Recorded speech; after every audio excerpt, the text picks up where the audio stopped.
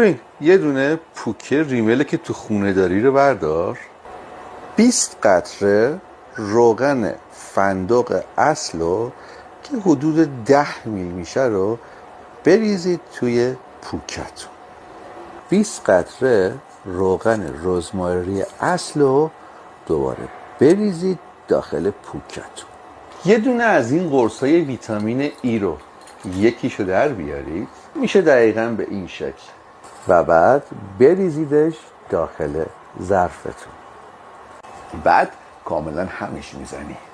بچه‌ها این ترکیب رو روزی 1 بار به ابروهاتون بزنید و بعد از مدت 2 هفته ببینید چه معجزه‌ای براتون اتفاق میفته.